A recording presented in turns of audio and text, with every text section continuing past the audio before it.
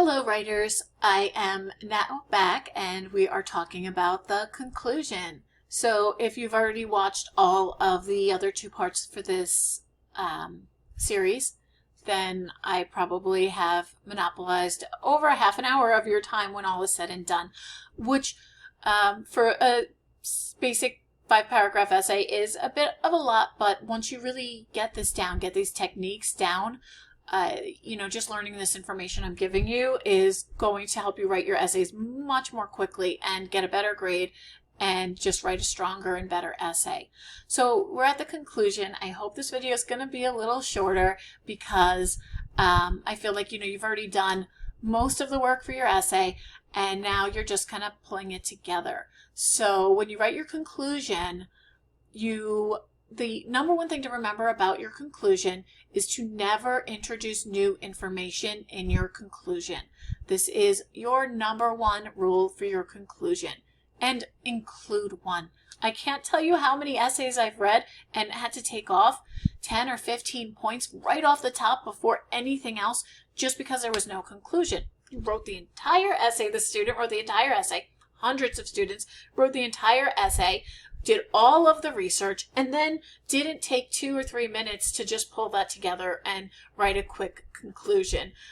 So it's really kind of a silly place to lose points because it's got to be the easiest part of your essay. You've already written everything. You've already done all of your research. All you have to do is quickly restate it. Really think of this as a way to leave the reader remembering what you said and reinforcing your points. That's all you're really doing. Don't introduce new information. Restate your thesis points. You can do this by rewriting your thesis statement in one sentence. But another good way to do this really, and this is like a little, I've given you kind of some little behind the scenes tips and tricks and things about the way that teachers think. But I'm going to say that, for me, when I went to college, part of writing an essay, I wanted to do it as quickly and easily as possible and get the best possible grade. I think we all kind of feel that way. So, you could almost consider this like a little cheat code, a little quick tip, and that's to break down your thesis statement into 3 or 4 sentences for your conclusion. And it's just really a really easy way to write a conclusion. It's a strong way to write a conclusion. It won't make you feel like, encouraged to introduce any new information.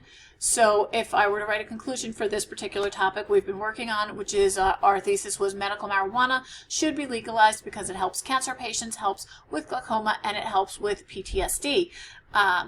So your conclusion, would be that it's really important that in this country we legalize medical marijuana. So our first point is that it helps with cancer patients. So then their next sentence would be, cancer patients benefit greatly from the legalization of medical marijuana for these reasons, or, whatever it is that you might want to say. And then the next point is another sentence. The next point is another sentence. And you can easily get 5 or 6 sentences out of just kind of restating each of the main points in your thesis. Now, if you want, for your very last sentence of your conclusion, this is not really introducing new information, but you can include a call to action.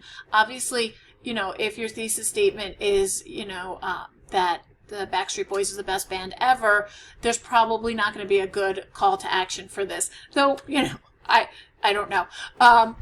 But if your thesis statement is say this, then your call to action at the end would be, it's people should write to their representatives and demand that medical marijuana should be legalized, or people should vote accordingly to this. Make sure you stay in third person. Don't speak directly to the reader. It's really easy to slip into that with a call to action. Don't do it.